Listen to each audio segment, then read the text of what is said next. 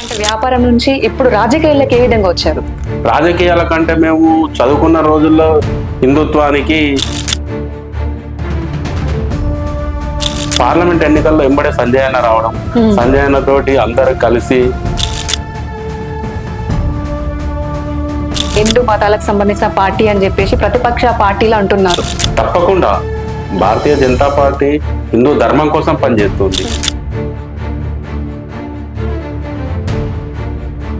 సొంతంగా మా గురించి మేము ఎన్నడూ ఆలోచన చేయం. ఎప్పుడు దేశం బాగుపడాలి, దేశం కోసం ఎంతో మంది త్యాగం చేశారు.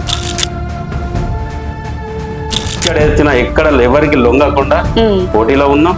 మనం ఏమాత్రం ఖర్చు లేకుండా మామూలుగా పార్టీ ఇచ్చిన 10,000 రూపాయల ఖర్చుతోటి వార్డులో ఉన్న ప్రజలందరితోటి అందరు రావడము వెళ్ళడము, దాదాపుగా 80% వార్డు మహిళలతోని. రేపు కేటీఆర్ వస్తాడంటే ఇవాళ నైట్ నుండే పోలీస్ స్టేషన్ లో పెట్టేది. మళ్ళా కేటీఆర్ పోయిన తర్వాత చాలా కేసులు ఉండొచ్చు మీ పైన కూడా. కేసులు ఉన్నాయి, చాలా కేసులు ఉన్నాయి. మొత్తం 16 కేసులు ఉన్నాయి. బీఆర్ఎస్ కమిషన్ల కోసం మిషన్ భగీరథ అని తెచ్చారు. ప్రతి రోడ్డు దబ్బేరు, ప్రతి రోడ్డు డ్యామేజ్ అయిపోయింది. కేసీఆర్ చెప్పుకుంటాడు, కేటీఆర్ చెప్పుకుంటాడు, మేము సిరిసిల్లకు అన్ని కోట్లు ఇచ్చినాం, ఈ రోడ్ వేసినాం, ఆ రోడ్ వేసి వాళ్ళు చేసింది శూన్యం. సిరిసిల్ల డెవలప్ అయింది, డివైడర్ అయిందంటే అప్పుడు ఏదో రూపాయి 2 రూపాయలు 5,000 10,000 ఇచ్చి గెలుద్దామనుకున్న ఆలోచన కేటీఆర్ చెప్తుంది. కానీ 10 సంవత్సరాల నుంచి ఇప్పుడు 30 వార్డుల ఎలాంటి సమస్యలు ఉన్నాయి? ఒక గంట సేపు వర్షం పడ్డదంటే మోకాళ్ళ పైకి నీళ్ళు వస్తాయి, అందరి ఇళ్లలో నీళ్లు వస్తాయి. ఇప్పుడు మా సంజయ్ అన్న కేంద్ర మంత్రి ఉన్నాడు. సిరిసిల్ల మున్సిపాలిటీని మాకు భారతీయ జనతా పార్టీకి అప్పచెప్పండి, అభివృద్ధి అంటే ఏంటో చూపిస్తా అని సంజయ్ అన్న చెప్తున్నాడు. అలాగే ఇక్కడ మెయిన్ గా బీవై నగర్ లో కానీ శివనగర్ లో కానీ వర్క్ చేసుకునే వాళ్ళు పద్మశాలి కుటుంబాలు ఉన్నాయి. పని చేసుకుంటేనే వాళ్ళకు బతుకు తెరువు ఉంటది. పని ముఖ్యం కాబట్టి ఇక్కడ ఏంటంటే కొందరు పెద్ద మనుషులు ఉన్నారు, శాతగాని వాళ్ళు, అందరికి పింఛన్లు లేవు. 2015లో భర్త చనిపోయినా గానీ ఇవాళ 11 సంవత్సరాలు అవుతుంది, భార్యకు పింఛన్ వస్తలేదు. ఈ కేసుల గురించి ఎన్నడూ ఆలోచన వేయలే, ఎలాంటి ఆలోచన కూడా వేయం. ఎందుకంటే ప్రజల శ్రేయస్సు, వాళ్ళ సంక్షేమమే ముఖ్యం. వాళ్ళ గురించి ఎక్కడ దాకానైనా తెగించి కొట్లాడే తత్వం నాలో ఉంది. హాయ్, హలో, నమస్తే, వెల్కమ్ టు పీపుల్స్ మీడియా. నేను మీ శ్రవంతి. సో రాజన్న సిరిసిల్ల జిల్లా పట్టణ కేంద్రంలో మున్సిపల్ ఎలక్షన్లు పుంజుకున్నాయి. సో ఒక్కొక్క పార్టీ నుంచి కూడా చాలా మంది నాయకులు పోటీ చేయబోతున్నారు. సో అందులో భాగంగానే 30వ వార్డు నుంచి కూడా పోటీ చేయబోతున్నారు నాగుల రూప శ్రీనివాస్ దంపతులు. సో ప్రజెంట్ వారు మనతో పాటు ఉన్నారు కాబట్టి సో బీజేపీ పార్టీలో ఉంటూ చాలా సేవా కార్యక్రమాలు వాళ్ళు నాగుల శ్రీనివాస్ గారు చేశారు, ఇక ముందట కూడా చేయబోతున్నారు. సో మరికొన్ని వివరాలు వారిని అడిగి తెలుసుకునే ప్రయత్నం అయితే చేద్దాం. నమస్తే అండి. నమస్కారం. సో ఎలా ఉన్నారు? సో బాగున్నామండి, మీరు ఎలా ఉన్నారు? ఫైన్. సో 30 వార్డు నుంచి పోటీ చేయబోతున్నారు కాబట్టి ముందుగా మీ గురించి ఒక్కసారి తెలియజేయండి. అంటే రాజకీయంగాని, అలాగే వృత్తి రీత్యా, అలాగే కుటుంబ పరిస్థితి గురించి కూడా ఒక్కసారి వివరించండి. అది మామూలుగా మధ్యతరగతి కుటుంబం. చిన్నప్పటి నుండి కష్టపడి మేము చదువుకుంటూ కూడా ఇంట్లో పనిచేసేవాళ్ళం.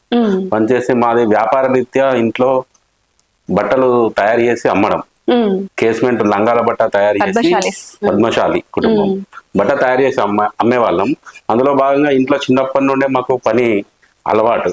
అదే పని చేసుకుంటూ డిగ్రీ వరకు చదువుకున్నాం. డిగ్రీ అయిపోయిన తర్వాత వ్యాపారం చేయడం, మనకు ఇంట్లో ఉన్న వ్యాపారమే చేయాలన్న ఆలోచన కొద్దీ వ్యాపారం స్టార్ట్ చేసినాం. అప్పుడు వ్యాపార రీత్యా నేను మహారాష్ట్ర, కర్ణాటక ఈ రాష్ట్రాలు ఎక్కువ తిరిగేది. దాదాపుగా మహారాష్ట్రలో అన్ని జిల్లాలు తిరిగాను, కర్ణాటకలో కూడా ఆల్మోస్ట్ తిరిగాను. మన ఆంధ్ర, తెలంగాణ, రాయలసీమ ప్రతి జిల్లాతోని వ్యాపార సంబంధాలు ఉన్నాయి నాకు. ప్రతి జిల్లాలో పరిచయస్తులు ఉన్నారు. అలాగే వ్యాపారం చేసుకుంటూ ఉంటున్న టైంలో కొన్ని ఇబ్బందులు వచ్చినాయి మాకు. ఇబ్బందులు వచ్చి వ్యాపారం నష్టం జరిగింది. వ్యాపారం నష్టమై అప్పుడు ఫ్యామిలీ విడిపోవడం జరిగింది. ఫ్యామిలీ విడిపోయిందంటే కుటుంబం ఎంతమంది బ్రదర్స్ అండ్ సిస్టర్స్? కుటుంబ అంటే నేపథ్యం. ఇద్దరం, మా నాన్న తమ్ముడు నేను ఓకే ఓకే. ఉమ్మడిగా ఉండేది. ఉమ్మడిగా ఉండేది. అప్పుడు విడిపోయి నేను మా బామ్మర్ది సహకారంతో మళ్ళీ వ్యాపారం మొదలుపెట్టి ఉమ్, సొంతంగా ఇల్లు నిర్మించుకొని ఉమ్, ఈరోజు వ్యాపారం నడిపించుకుంటూ ఉమ్, సిరిసిల్ల కాకుండా ఇప్పుడు రాజస్థాన్కు సంబంధించిన నైటీల క్లాత్ కానీ లంగల క్లాత్ కానీ అవన్నీ తెప్పించి ఈ ఏరియాలో ఉమ్. ఆ బట్టకు రాజస్థాన్ బట్టకు సిరిసిల్లలో పరిచయం చేసిందే నేను. ఓకే. అది తీసుకొచ్చి ఇప్పుడు దాదాపు సిరిసిల్లాల వ్యాపారం లేకపోయినా కేవలం రాజస్థాన్ బట్టతోటే సిరిసిల్లాల వ్యాపారం నడిచే పరిస్థితికి ఈ రోజు ఏర్పడ్డది. సో మీరు ఇప్పుడు ఇంత అంటే వ్యాపారం నుంచి ఇప్పుడు రాజకీయాలకు ఏ విధంగా వచ్చారు? రాజకీయాల కంటే మేము చదువుకున్న రోజుల్లో హిందుత్వానికి ఉండేది, సంఘం బయటకు వెళ్ళేది, ఓకే. పూర్తిగా లో ఉండి మనము బీజేపీ వైపే ఉండేది ఆలోచనలు అన్ని. ఉమ్, ఇప్పుడు వాజ్పేయి గారు, అద్వానీ గారు సిరిసిల్లలో రథయాత్ర అయింది. మొదటిసారి ఒక మీటింగ్ అటెండ్ అవ్వడం అంటే గాంధీ చౌక్ లో జరిగిన అద్వానీ గారి మీటింగ్ అటెండ్ అయింది అప్పుడు మీరు. నేను. ఉమ్, ఇక దాని ద్వారా మనకు బీజేపీ భావాలు అలవాటైనాయి. అప్పటి నుంచి 2010-12లో సోషల్ మీడియా వచ్చింది. ఉమ్, సోషల్ మీడియా వాట్సాప్, ఫేస్బుక్ లో దాని ద్వారా ఎక్కువ పోస్టులు చేయడం, మన హిందుత్వానికి ఓకే. ఆర్ఎస్ఎస్ సంబంధించిన పోస్టులు చేయడం వరకే. ఉమ్, 2014లో ఎప్పుడైతే మనకు తెలంగాణ ఏర్పడ్డది, తెలంగాణ ఏర్పడినప్పుడు అప్పుడు అసెంబ్లీ ఎన్నికల్లో ఆకుల విజయ సిరిసిల్ల నుండి పోటీ చేసింది. అప్పుడు బీజేపీ తరఫున ప్రచారంలో తిరగడం జరిగింది. అప్పటి నుండి ప్రత్యక్ష రాజకీయాల్లోకి 2014లో వచ్చినాం. 2014 నుంచి వచ్చినాం. తర్వాత మళ్ళీ గ్యాప్, మళ్ళీ 18 ఎలక్షన్ల అప్పటి వరకు మళ్ళీ వ్యాపారమే. గ్యాప్ ఎందుకు వచ్చింది మధ్యలో మరి? అంటే ఎక్కువ తిరగలేం మనం, వ్యాపార రీత్యా బయట టూర్లు ఎక్కువ ఉండేది. బిజినెస్ వ్యాపారం చాలా తక్కువ టైము. సిరిసిల్లలో 15 రోజులు ఉంటే 15 రోజులు బయట ఉండేవాడిని. అట్లా ఉండడం వల్ల మనం ఫుల్ టైం ఇవ్వలేకపోయినాం. తర్వాత 2018 అసెంబ్లీ ఎలక్షన్లు, అప్పటి నుండి పూర్తిగా మేము రాజకీయాల వైపు ఉండాలి అన్న ఒక ఆలోచన వచ్చింది. సేవ చేయాలి, మనకి ఏదైనా అవకాశం వస్తే. చాలా మంది తెలియకుండా ఎక్కడో ఉంటుర్రు, ఇన్ని పథకాలు ఉన్నాయి వస్తలేవు అందరికీ అన్న ఆలోచన కొద్దీ ముందుకు వచ్చినాం. పార్లమెంట్ ఎన్నికల్లో ఎంబడే సంజయ్ అన్న రావడం, సంజయ్ అన్న తోటి అందరు కలిసి తిరగడం వల్ల పార్టీకి ఒక క్రేజ్ వచ్చింది. క్రేజ్ తో పాటు ఏంటంటే బీజేపీ చాలా బలం పుంజుకున్నది. ఎంబడే అలాగే కంటిన్యూ పార్టీ ప్రతి కార్యక్రమంలో ఉంటూ 2020లో మున్సిపల్ ఎన్నికలైనవి. అప్పుడు కంపల్సరీ వార్డు నుంచి క్యాండిడేట్ లేడు, అరే మన పార్టీ నుంచి క్యాండిడేట్ ఉండాలి. మీ పదవి ఏంటిది అప్పుడు? బీజేపీ ఏం లేదు, మామూలు కార్యకర్తగానే ఉన్నాను. మామూలుగానే కార్యకర్తగా పార్టీని మామూలు కార్యకర్తగానే ఉన్నా. కాకపోతే ఏంటంటే కంపల్సరీ మన వార్డు నుంచి ఎవరు లేకపోతే పార్టీ గుర్తన్న మనది కనబడాలి, లిస్ట్ లో కనబడాలన్న ఏకైక ఉద్దేశం. మళ్ళీ అప్పుడున్న పరిస్థితులు ఏంటంటే బీఆర్ఎస్ చాలా బలంగా ఉన్నది. కేటీఆర్ అప్పటి అరాచకాలు ఎట్లున్నాయంటే మేము అన్ని ఏకగ్రీవం చేసుకొనే గెలవాలి, ఏకగ్రీవం అయిపోతుంది, ఏకగ్రీవం చెయ్యాలన్న ఆలోచన కొద్ది వాళ్ళు ఉన్నారు. కాబట్టి మన వార్డు అసలు ఏకగ్రీవం అన్నది జరగద్దు అన్న ఏకైక లక్ష్యంతో నేను ప్రత్యక్ష రాజకీయాల్లోకి పోటీ చేయడం జరిగింది. ఎన్ని బెదిరింపులు వచ్చినా, ఎక్కడెచ్చినా, ఎక్కడ ఎవరికి లొంగకుండా పోటీలో ఉన్నాం. మనం ఏమాత్రం ఖర్చు లేకుండా మామూలుగా పార్టీ ఇచ్చిన 10,000 రూపాయల ఖర్చుతోటి 200 ఓట్లు సాధించినాం. సో ఇప్పుడు బీజేపీ అప్పటి నుంచి కూడా మీరు ఇప్పటి వరకు బీజేపీ పార్టీలో ఉన్నారు కాబట్టి, అంటే సామాన్యంగా చాలా మంది కూడా పార్టీలు మారుతారు, కానీ మీరు పార్టీ అనేది మారకుండా కంటిన్యూగా బీజేపీ పార్టీలో ఉన్నారు. సో అందుగల కారణాలు ఏంటి? ఎందుకంటే బీజేపీ అంటే మీకు అభిమానం. బీజేపీ అంటే ఇప్పుడు మా కోసం, మా ధర్మాన్ని కాపాడుతుంది. మా భారతీయ జనతా పార్టీ ఏకైక సిద్ధాంతం ఏంటంటే nation first, party next, individual last. సొంతంగా మా గురించి మేము ఎన్నడూ ఆలోచన చేయం. ఎప్పుడు దేశం బాగుపడాలి అని. దేశం కోసం ఎంతో మంది త్యాగం చేశారు, మనం చేయలేకపోయినాం. ఒక బీజేపీ పార్టీకి మనం పనిచేస్తే దేశానికి పనిచేసినట్టే అని మేము గర్వంగా ఫీల్ అవుతాం. సో బీజేపీ పార్టీలో మీరు ఎలాంటి సేవా కార్యక్రమాలు చేశారు? ఎందుకంటే అప్పటి నుంచి ఇప్పటి వరకు బీజేపీ పార్టీలోనే కంటిన్యూ అవుతూ ఉన్నారు కాబట్టి మీరు చాలా రకాల సమస్యలు చూసి ఉంటారు, చాలా సమస్యలు కూడా పరిష్కరించి ఉంటారు. కాబట్టి ఎలాంటి సమస్యలు మీ దృష్టికి వచ్చినాయి, ఎలాంటి సమస్యల్ని మీరు పరిష్కరించారు? సమస్యలు అంటే ఇప్పుడు ముఖ్యంగా కరోనా టైంలో ప్రజలు తిరగలేకపోయారు, కరోనా పేషెంట్లు బయటకు రానియలేరు. అప్పుడు మేము అన్ని కరోనా పేషెంట్ను కూడా మేము బండి పైన ఎక్కించుకొని టెస్టులకు తీసుకెళ్ళినాం. తర్వాత వాళ్ళకి అవసరం ఉన్న మందులు ఇచ్చినాం. వాళ్ళకు ఆహారం కావాలంటే ఆహారం సప్లై చేసినాం. అన్ని విధాల కరోనా పేషెంట్లకు ఫుల్ ఫ్లెడ్జ్ గా పనిచేసినాం ఊరంతా.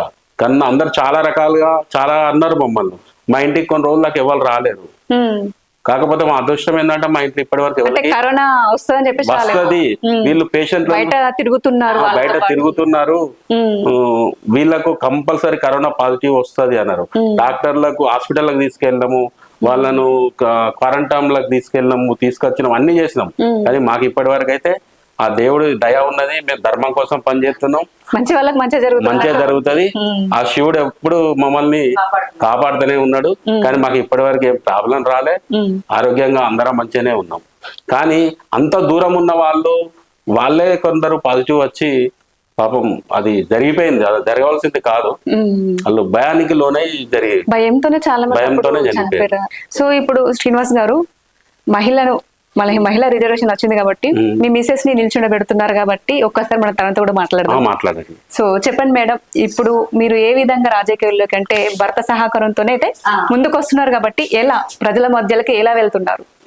అంటే ఎప్పుడు ఇలా చూస్తుంటాయి కదా, రాజకీయాలు అది ఇది ఎప్పుడు చూస్తుంటాయి కదా. సరే మహిళ వచ్చింది సరే అని అంటే సరే అని ఓకే చెప్పగానే యాక్సెప్ట్ చేశారా? ఎందుకంటే చాలా మంది మహిళలు ఇంటికి పరిమితం అయిపోతుంటారు. నేను కూడా అసలు ఎక్కడికి బయటకి అదే కొంచెం ఫస్ట్ నుంచి మీది కుటుంబ నేపథ్యం ఎట్లా అంటే బిజినెస్ కే పరిమితం అయిపోయారు. మనకు బయట ఎక్కువ తెలియదు. ఇప్పుడు వస్తున్నారు, ప్రజల మధ్యలోకి వెళ్తున్నారు. ఏ విధంగా ఉంది స్పందన? ఏ విధంగా ఉంది? బాగానే ఉంది. ఏమంటున్నారు?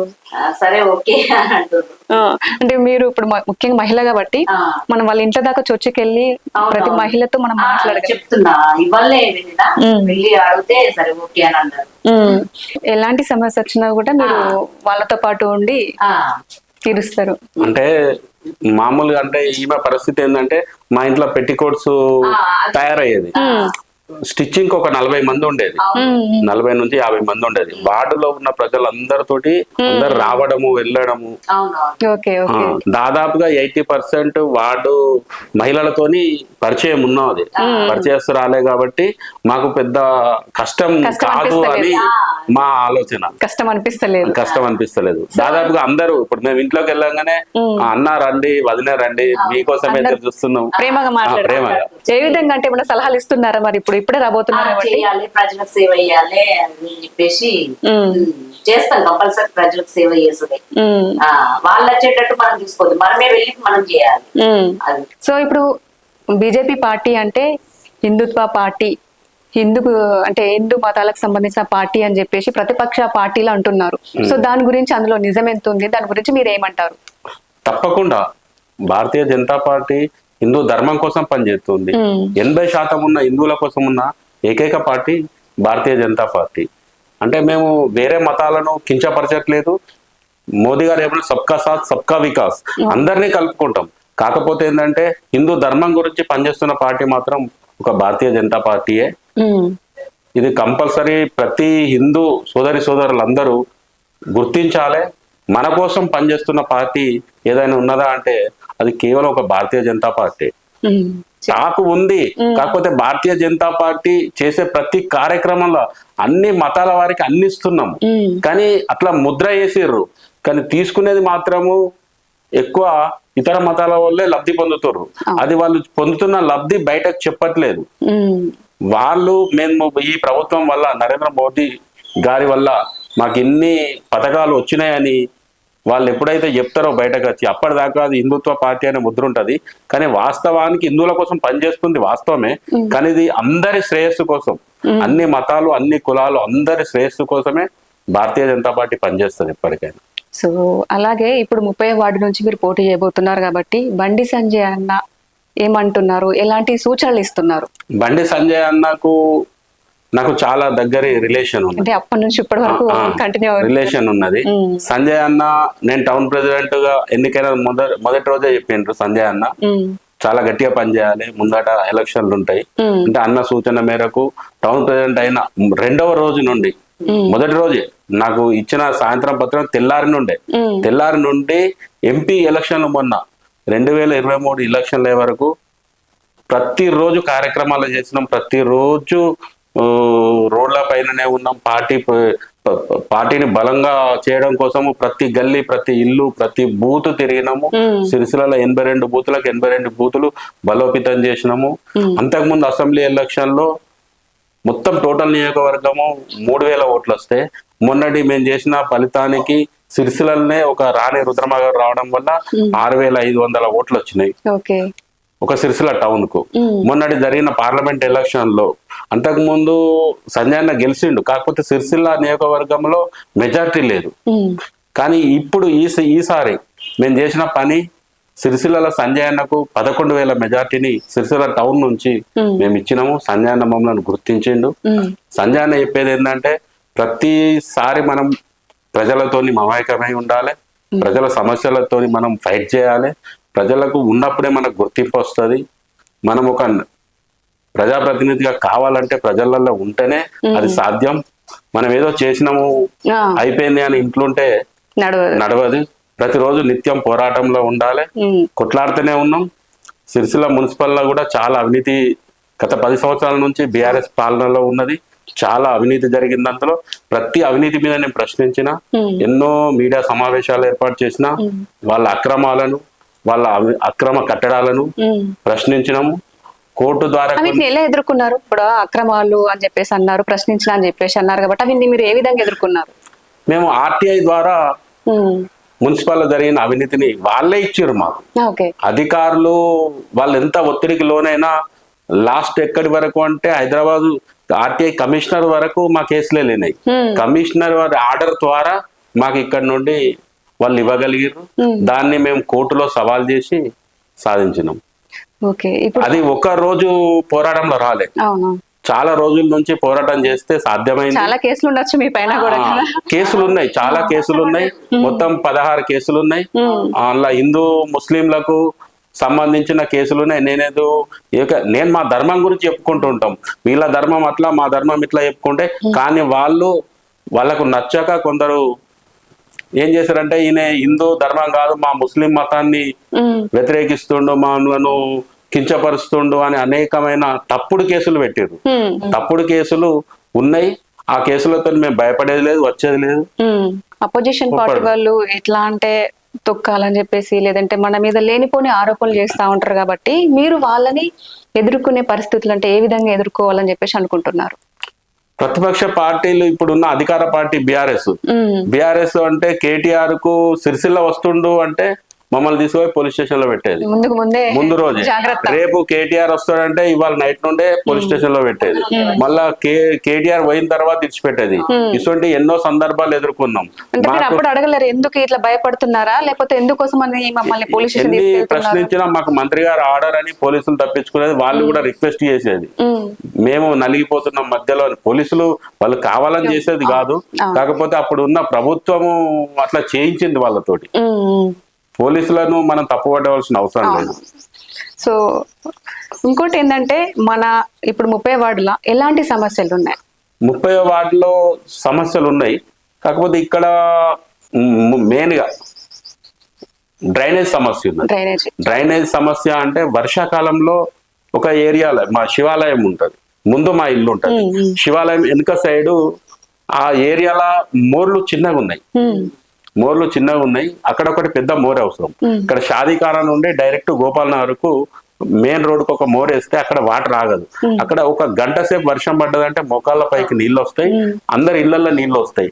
ఆ నీళ్ళల్లో 2 సార్లు నేను పర్యటన చేసి ఫోటోలు తీసి మున్సిపల్ కమిషనర్ గారికి ఎన్నిసార్లు అడిగినా అక్కడ ఇక్కడ ఉన్నాయనే ఫస్ట్ నుంచి బీఆర్ఎస్ సంబంధించిన కౌన్సిలర్ మొదటి టర్ము ఆయన ఇండిపెండెంట్ గా గెలిచి బీఆర్ఎస్ లోకి వెళ్ళిండు.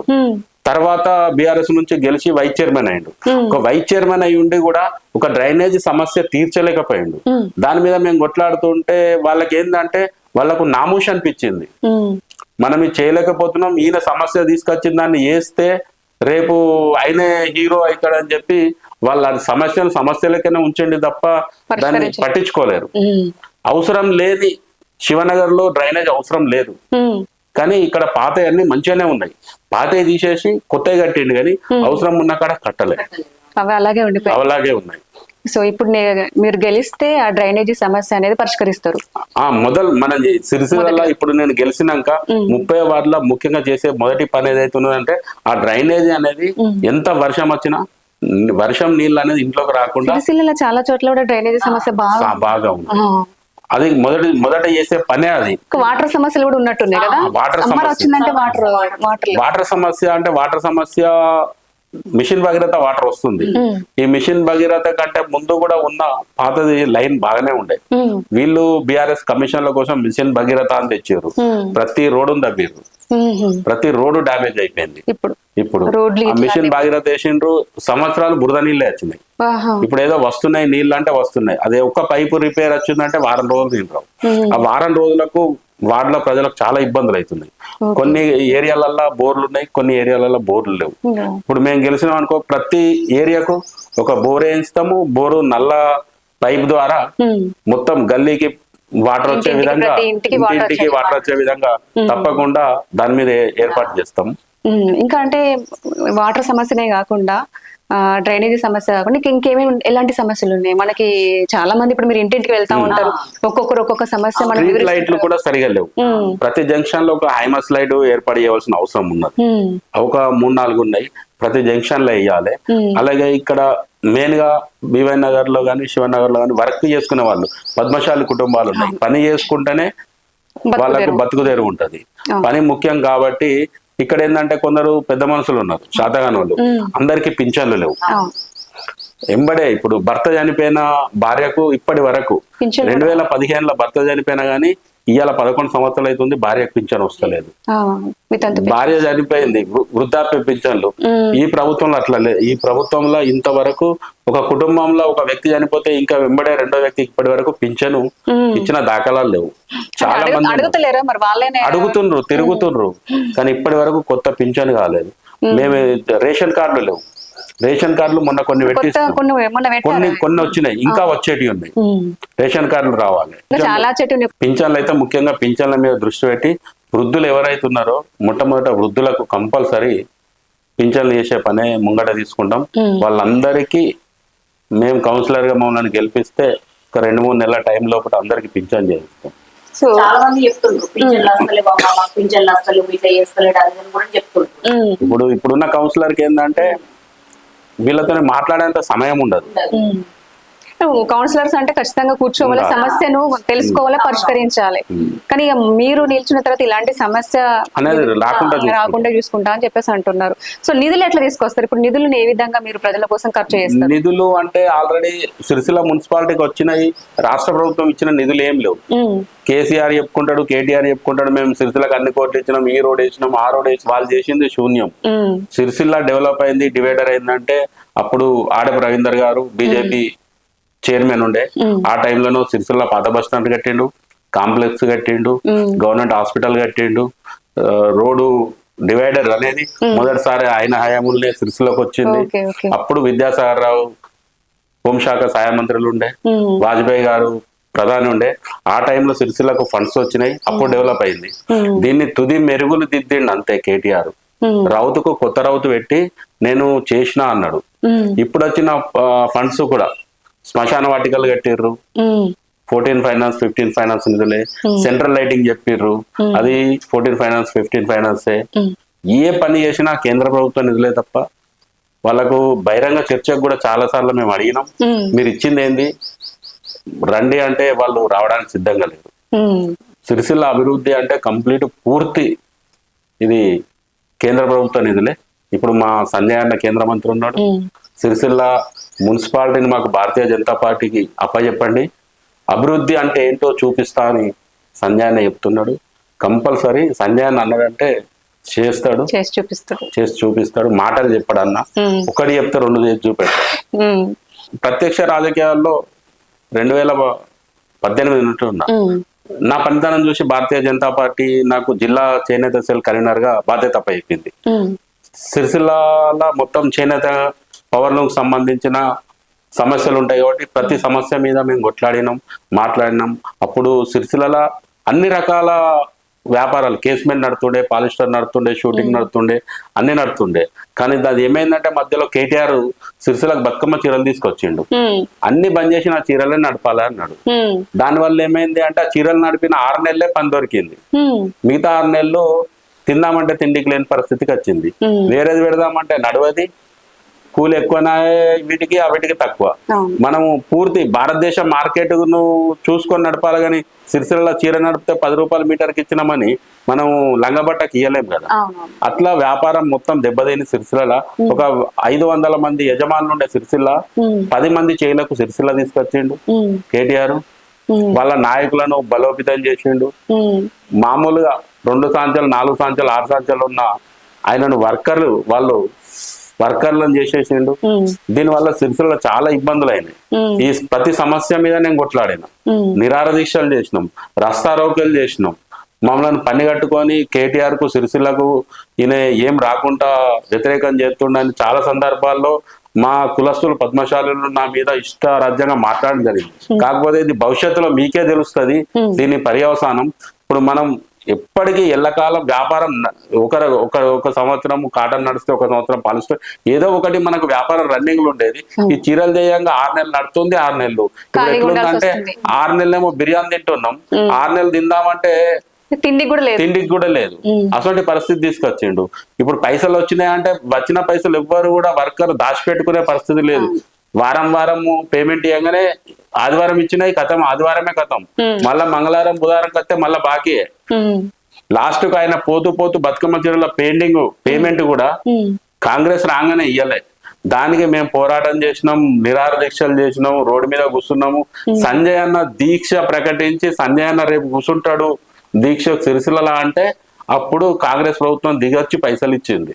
సిరిసిల్లకి ఏదైనా చేసిందంటే భారతీయ జనతా పార్టీతోనే సాధ్యం. డబ్బిచ్చి ఈ పార్టీ మారండి అని చెప్పేసి అపోజిషన్ పార్టీ వాళ్ళు వస్తే మీరు లొంగిపోతారా? డబ్బిచ్చి లొంగిపోయేది ఉంటే ఈ రోజు నేను మీ ముందు కూర్చుండేవాడిని కాదు. నాకు వచ్చిన ఆఫర్లు చాలా పెద్ద ఆఫర్లు వచ్చినాయి. ఆ ఆఫర్లకు లొంగకపోతేనే ఈడుకున్నా. ఆ ఎదురుంగ వాళ్ళది ఇల్లు గుల కొట్టినప్పుడే మీరు అర్థం చేసుకోవాలి నేను ఏ ఆఫర్ వచ్చినా వెళ్ళి లొంగను అని. డబ్బుకు లొంగను మనిషి, డబ్బుకు లొంగం అంటే నా దగ్గర పెద్ద ఆస్తులు లేవు. నాది మధ్యతరగతి కూడా పని చేసుకుంటేనే బతికేది. ఇప్పుడు మా అబ్బాయి పని చేస్తుండు, మేము పని చేస్తున్నాము. పని చేస్తుంటేనే బతకాలి. మాకు తాతలు సంపాదించిన ఆస్తులు లేవు, బాబులు సంపాదించిన ఆస్తులు లేవు. మా పని మేము చేసుకుంటేనే బతుకుతాం. ఇప్పుడు ఎలక్షన్ టైం మూమెంట్ లా ప్రజల మధ్యలో తిరుగుతుంటారు కాబట్టి వారి స్పందన ఏ విధంగా ఉంది? ప్రజలు ఇప్పుడు ఎలక్షన్ ఇప్పుడైతే ప్రకటించారు. మామూలుగా అయితే ఇది మా 30వ వార్డు జనరల్ ఉండే, బీసీ జనరల్ ఉండే కాబట్టి నేను ప్రచారానికి వెళ్ళిపోయినా తిరుగుతున్నా. కాకపోతే మహిళ అని ఎప్పుడైతే రిజర్వేషన్ ప్రకటించారో అప్పటి నుండి నేను కూడా కొంచెం ఆలోచించిన, మరి మా మిసెస్ ను తీసుకెళ్లాలా వద్దా, తీసుకెళ్తే ఉంటే రెస్పాన్స్ ఎట్లుంటది, వెళ్ళకపోతే ఎట్లుంటది.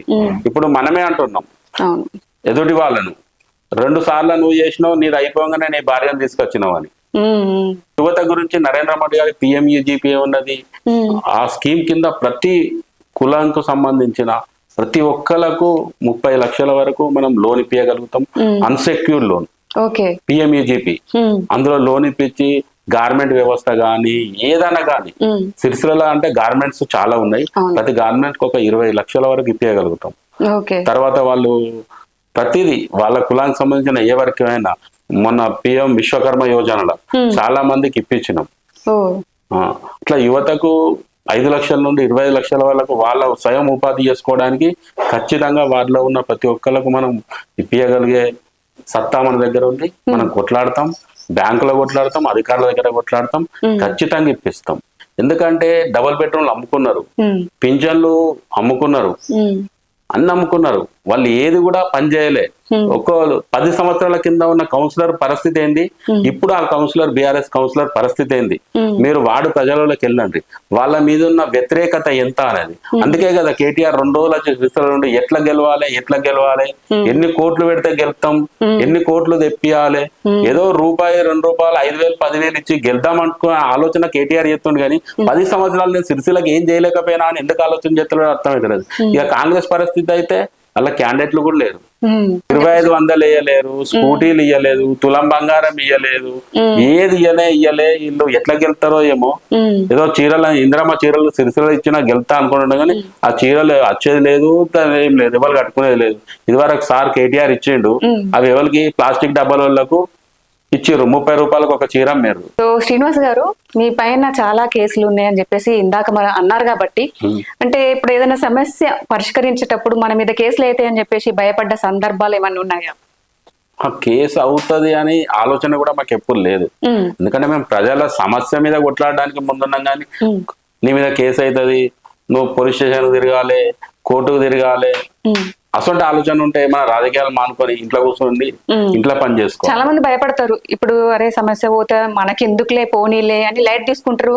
ఎందుకంటే మనం ఏదో దొంగతనం లంగతనం చేసి కేసులు పెట్టుకోండి, తప్పుడు కేసులు కాదు, మనం ప్రజల కోసం పోరాటం చేస్తున్నాం. ఆ పోరాటంలో కేసులు అవుతున్నాయి, అది ప్రజా పోరాటం కేసులు గాని మనం ఏదో సొంత లబ్ధి కోసము మనం ఏదో లాలూచి పడి చేస్తున్న పనులు కాదు. ఇటువంటి దాంట్లో మాకు భయమే లేదు. ఇప్పుడు 16 ఉన్నాయి, అయితే 17 అవుతాయి, 18 అవుతాయి, 20 అవుతాయి. కేసుల గురించి ఎన్నడూ ఆలోచన వేయలే, ఎసంటే ఆలోచన కూడా వేయం. ఎందుకంటే ప్రజల శ్రేయస్సు, వాళ్ళ సంక్షేమమే ముఖ్యం. వాళ్ళ గురించి ఎక్కడ దాకానైనా తెగించి కొట్లాడే తత్వం నాలో ఉంది, కొట్లాడినాం కూడా. కొట్లాడడం వల్లనే ఈ కేసులు వచ్చినాయి. కేటీఆర్ బొమ్మగాల పెడితే కేసు పెడతా అన్నారు, తెగించి కాలబెట్టినాం. గాంధీ అంబేద్కర్ చౌరస్తాల కేసీఆర్ కు పాడగట్టిన నేను, పాడగట్టి లాబడితే కేసు పెట్టిర్రు, పొద్దున తీసుకుపోయి రాత్రి దాకా ఉంచుకున్నారు, ఇడిచిపెట్టారు, కేసు నడుస్తుంది. ఇవన్నీ పొలిటికల్ లో సహజం. అదే బీఆర్ఎస్ ప్రభుత్వం నరేంద్ర మోదీ గారిది కానీ ఎవరిది బీజేపీ నాయకులది పెట్టలే కేసులు, కానీ మా మీద కేసులు పెట్టిర్రు. మొదటిసారి మా శ్రీమతి గారిని తీసుకొని వార్డులో ప్రచారం మొదలు పెట్టినాం.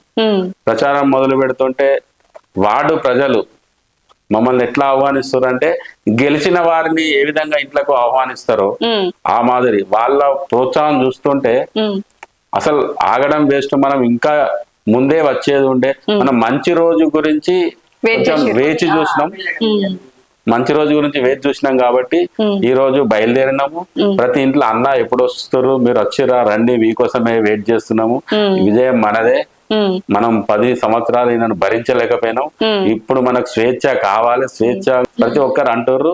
కంపల్సరీ వాళ్ళ ప్రోత్సాహంతో మనం ఇంకా స్పీడ్ గా ముంగడికి పోయి అందరిని కలుపుకొని, మనము వార్డు ప్రజలందరినీ కలుపుకొని మనం అందరం గెలిచినట్టే. ఇది గెలుపు, ఇది నా గెలుపు కాదు. మేము గెలిస్తే మాత్రం వార్డు ప్రజల గెలుపు అవుతుంది. కానీ కొందరు గెలిచిర్రు, అది వాళ్ళ స్వంతానికి, వాళ్ళ సొంత వ్యాపారాన్ని అభివృద్ధి చేసుకోవడానికి, సంపాదించిన ఆస్తులను రక్షించుకోవడానికి, దాన్ని పెంచుకోవడానికి ఉపయోగించారు తప్ప ప్రజల అభ్యున్నతికి ఏనాడాలు పనిచేయలే. కానీ మమ్మల్ని గెలిపిస్తే ఎట్లుంటదంటే, కేవలం ప్రజల కోసమే, వాళ్ళు గెలిచినట్టుగా వాళ్ళతోనే కలిసి మమేకమై వాళ్ళతోనే పనిచేసి వార్డు అభివృద్ధికి, అందరి వార్డు ప్రజల అభివృద్ధికి పనిచేస్తామని వార్డు ప్రజలకు నేను మాటిస్తున్నా. మనం మాట ఇచ్చినామంటే మాట తప్పే రకం కాదు, మళ్ళా కనబడకుండా పోయే రకం కాదు. మీరు ఎప్పుడు కళ్ళ ముందు ఎప్పటికైనా మీ ఎంబడే. సో థ్యాంక్ యూ అండి శ్రీనివాస్ గారు, అలాగే రూప గారు. మంచిగా ఒక సక్సెస్ఫుల్ గా మీరు గెలవాలని చెప్పేసి మనస్ఫూర్తిగా నా తరపున, అలాగే మా పీపుల్స్ మీడియా తరపున కూడా మనస్ఫూర్తిగా కోరుకుంటున్నా. Thank you. సో చూసారు కదండి, నాగుల రూప శ్రీనివాస్ గారు 30వ వార్డు నుంచి కూడా పోటీ చేయబోతున్నారు. అనేక రకాల సమస్యల్ని నేను తీరుస్తామని చెప్పేసి హామీతో ప్రజల ముందుకు రాబోతున్నారు. ముఖ్యంగా చెప్పాలంటే మహిళల కోసం కానీ, యూత్ కోసం కానీ చాలా మంచి మంచి కార్యక్రమాలు చేస్తాను, వాళ్ళు ఎలాంటి పనులు ఉన్నా కూడా వారికి ముందుంటా అని చెప్పేసి అయితే మనకు హామీ ఇచ్చారు. అలాగే వారు గెలవాలని మనస్ఫూర్తిగా మన పీపుల్స్ మీడియా తరఫున కూడా మనం కోరుకుందాం. సో నెక్స్ట్ వీడియోతో మళ్ళీ కలుద్దాం. నేను మీ శ్రవంతి, పీపుల్స్ మీడియా. నమస్తే.